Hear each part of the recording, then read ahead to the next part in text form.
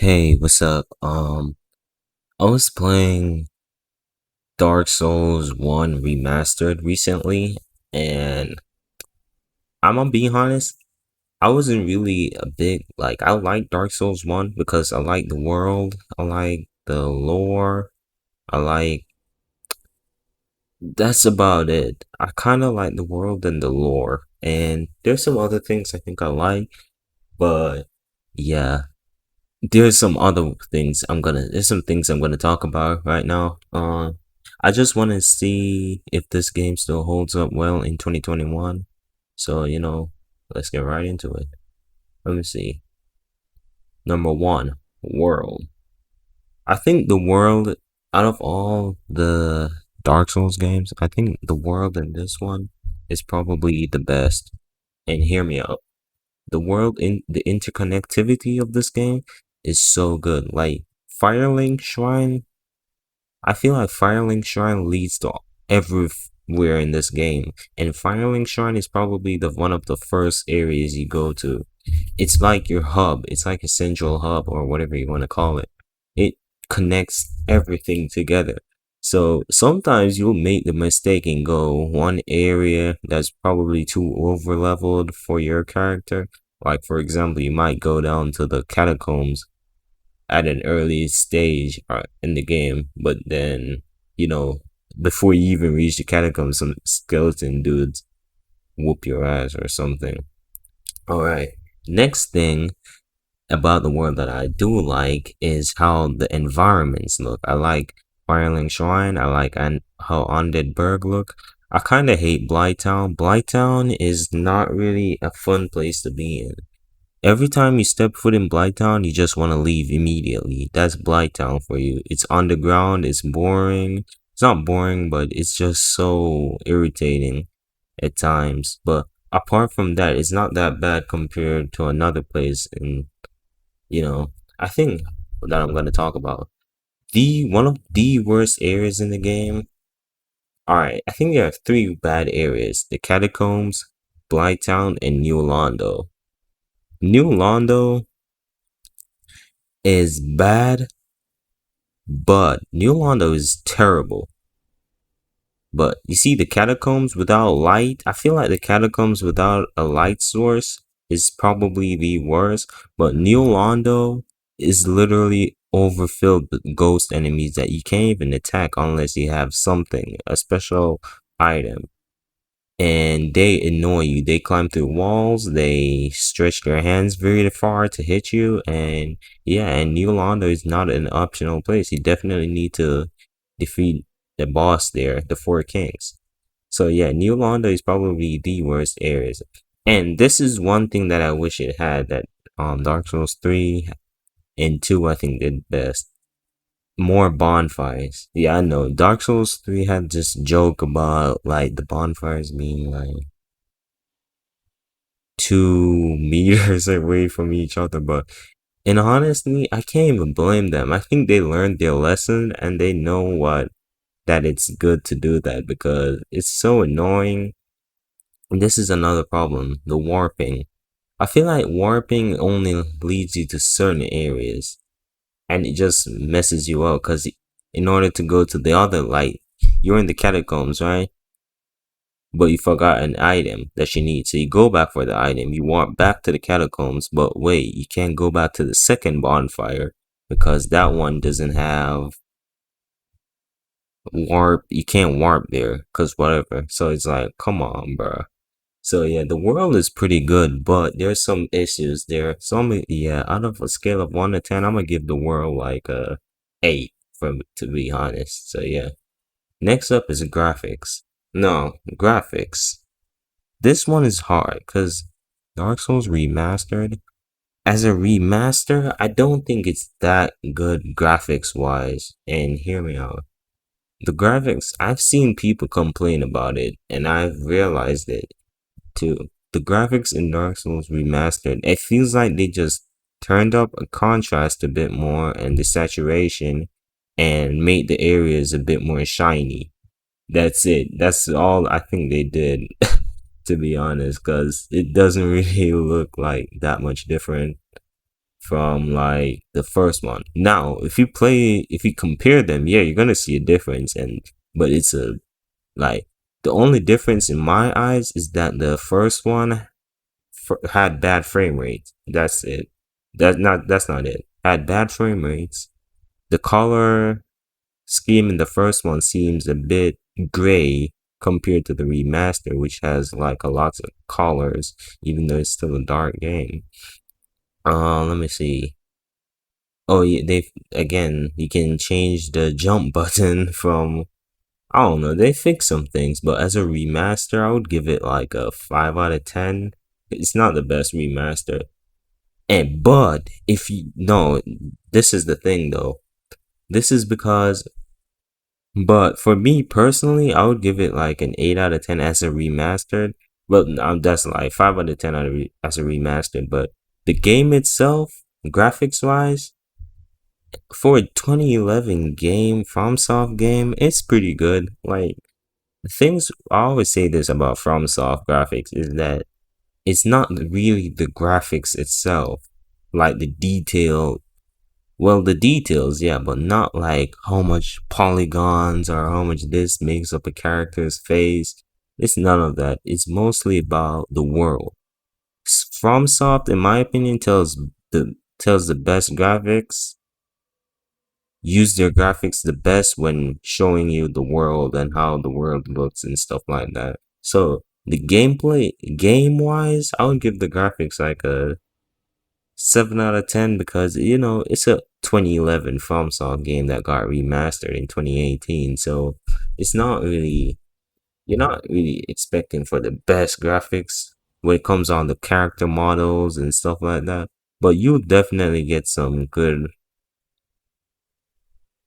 graphics here, and like you'll definitely see some nice areas, a lot of nice areas to be honest. Like going into these games thinking about graphics is one of the big mistakes because the graphics are really good, but as I said, it's Dark Souls 1. What do you expect? Like you're not expecting.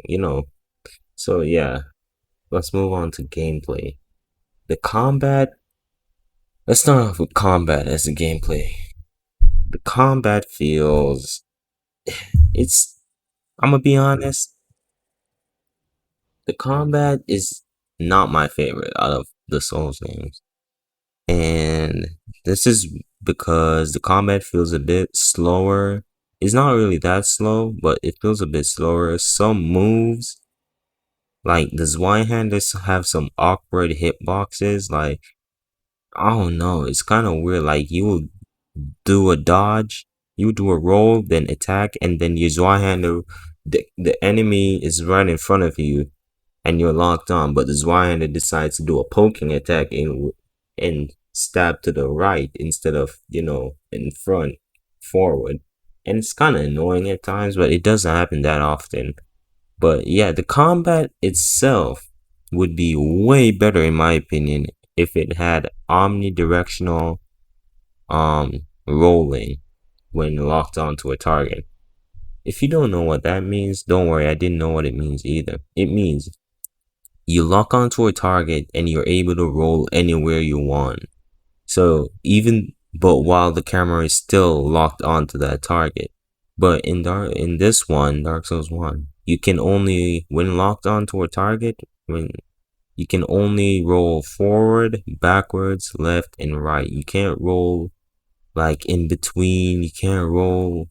You basically what I'm trying to say is that you can't point your locked onto a target or enemy. You can't point your analog stick in some weird areas and you expect the character to roll because he's not gonna do it. He's gonna roll, but he's gonna roll to the point where it thinks you're going to roll. So let's say you want to roll northeast.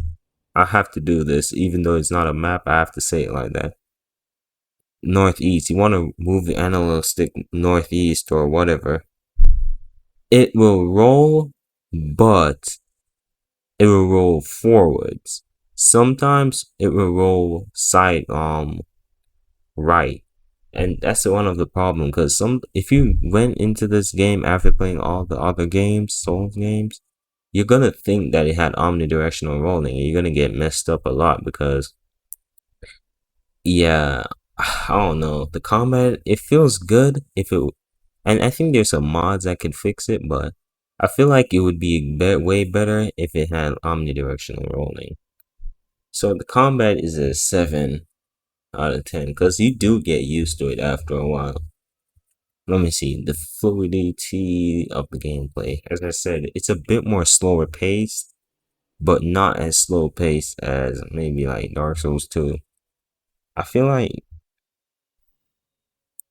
it's slow paced, but not clunky. That's the thing. I don't think it's clunky, but I do think it's. I don't know what clunky means. I'm just saying it. But I think it's not that. But it's not slow to the point it's unbearable. Like Lords of the Fallen. That was unbearable in my opinion. The character moves so slow.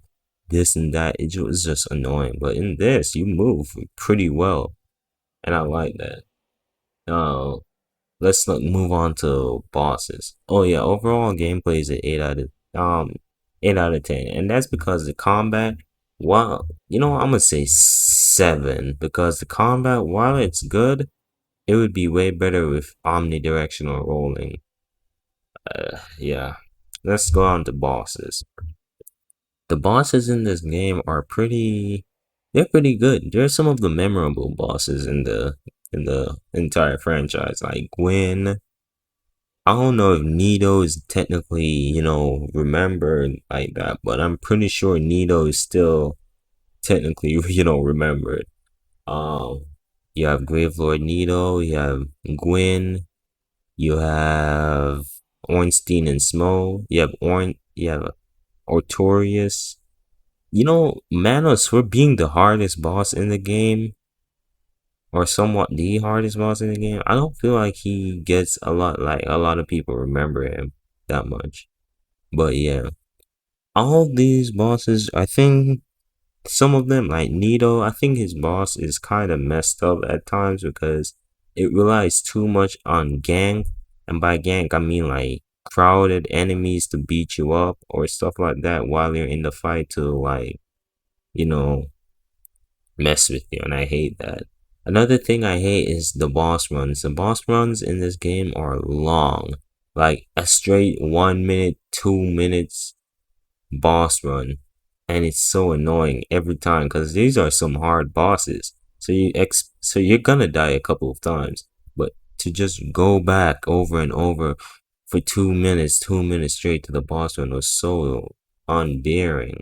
And sometimes they have some tough enemies ahead, which is so annoying. And I think the later games fix that a lot. Let me see. So overall, the bosses aren't bad. But some of them were definitely annoying. Some of like Nito, he was annoying. Even though he wasn't that hard, he was kind of easy, but he was annoying. The Bed of Chaos, everyone knows this is the worst boss in the entire series, one of the worst boss. But yeah, overall the bosses are like I don't know, maybe for me at least they're like I'm giving everything a 7. Yeah, I'm gonna say 7. Yeah. I'm sorry, everything's getting a 7. But yeah, that's bosses. Overall, does it still hold up in 2021? Yes. Are there better games in the series? Well, if you're. I'm not counting Dark Souls 2 because that one sucked. I'm not playing that game again. But Dark Souls 3, Bloodborne, Sekiro, if you're counting that, they did everything. Well, I'm gonna leave Sekiro out of this because it has total a different kind of combat. But yeah, they do everything way better in my opinion. Um, I think out of all of them though, I think Dark Souls 3 is the best one. Well, for me, I think it's Bloodborne, but I do know Bloodborne has a lot of faults that I think Dark Souls 3 did better. So yeah, I think out of all of them, Dark Souls 3, but is this one worth it in 2021? I would say yes. It still is. But I think I think the reason I'm having so much issues is not issues because I do like the game, I like the story, I like the environments, but I feel like it's mostly because it's not my first one. I think a lot of people preferred it over all the other games because it was their first one, but for me, I played the third one first. Then I went down to Bloodborne, then I went down to DS2, which sucked. Then I went to DS1. But the thing is with that is that I think I went from like what I don't know, Dark Souls 1 to 2 or 2 to 1. And honestly, I don't remember, but I remember appreciating Dark Souls 1 a bit, way more after I played Dark Souls 2.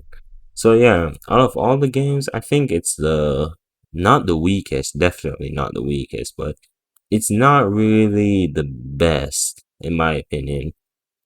Dark Souls 3 and Bloodborne did so much things better than Dark Souls 1, but I would still say the game is still worth it if you it's not a bad game. And if you're up for a challenge and you're already like good at the other games, I would say try it. It's always good to try new stuff. So overall, I would say the game is like I would on a scale of 8 to 10, 1 to 10, how much would I recommend it? I would say probably 7.7. You know what? F it, I'm gonna say like 8. Because the thing is, it's still a good game. So yeah, that's it. That's everything. So yeah, get the game if you have the money. It's good.